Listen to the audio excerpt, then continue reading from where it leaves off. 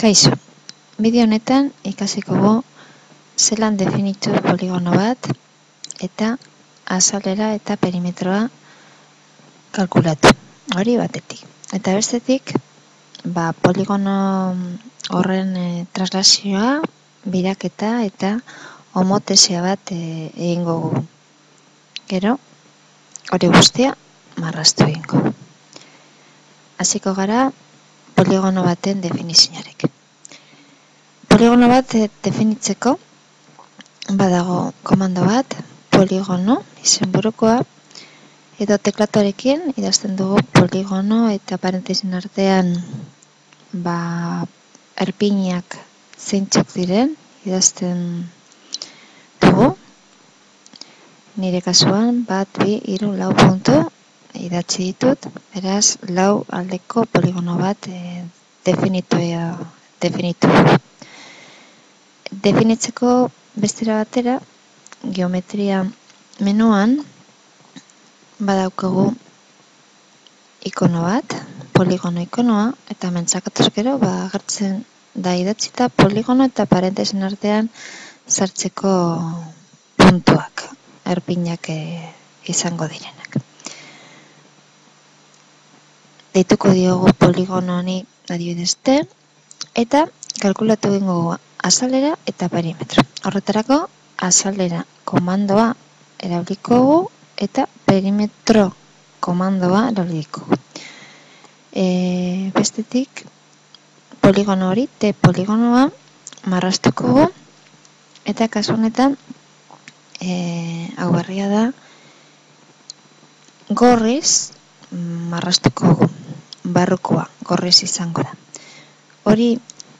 Horrela izateko, bete komandoa ziur balioa izan behar du, bestela hori pintxez bat dugu ez da betetzen, kolorez, eta gero ia zein den betetzeko kolorea, gure kasuan gorrian. Betetzeko kolorea komandoarekin berdin nahi dugu kolorearekin. Kalkulatu botoian, txakatuz gero.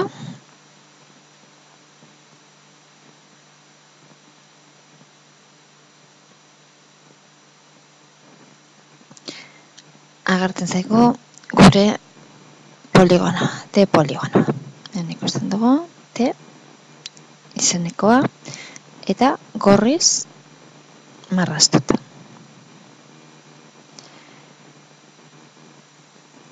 Hemen ikusten dugu erantzuna 1, 2, 3, 4 erpinak, azalera zenbatekoa den eta perimetro zenbatekoa den. Orain, marraztuko gu, lehenengoan definituko gu, T poligonoaren traslazio bat V vektorearen bidez. V vektorea 0, 4 koordenatu itxuena, vektoreak definitzeko gogoratu kortxeten artean, eta kortxeteak badaukagu hemen erakitak menuan.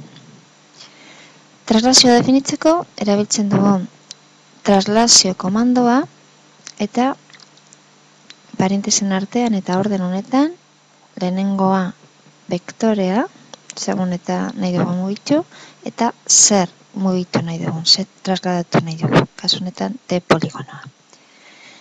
Horren ostean, marraztuko gu T bat, deitu diogu honi, traslazioari, eta lehen bezala nahi dugu kolorez marraztu, kasu honetan berdea.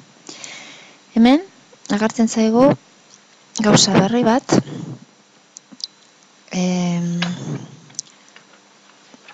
eta hau idazten dugunean, hau ez da ezagukatze egiten, beraz, egiteko kentzen dugu marka hori, eta orain, sakatuz gero, ikusiko gu zelan agertzen den traslazioa.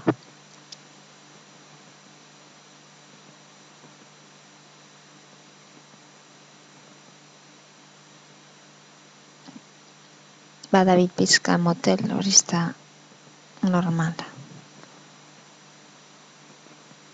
Ez da agertu, zergatik.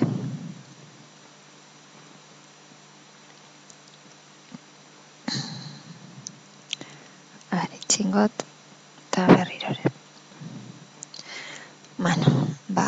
Orain bai. Ikusten dugu traslazioaren erpinak, bakoitzaren traslazioa izango da, eta gero ikusten dugu vektorea 0, lau, beraz, lau unitate gorantza irudioso. Horren ostean,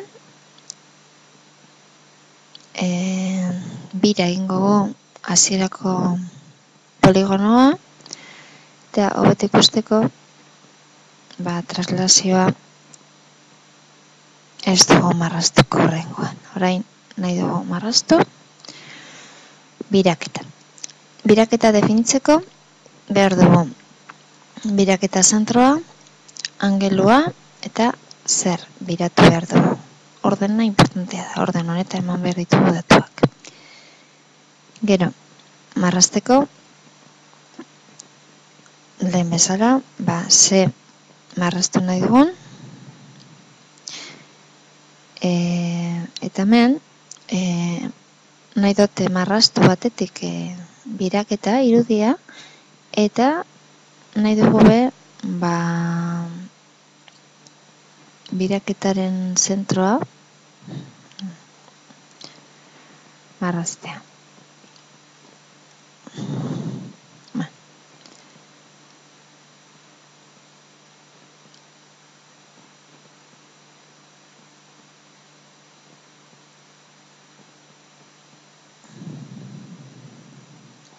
Hemen dago.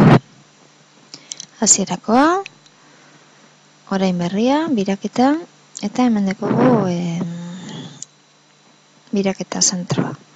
Nola, hori guztia biratu eginda pila orden. Hau da, 45 gradu eta erlojuaren kontra.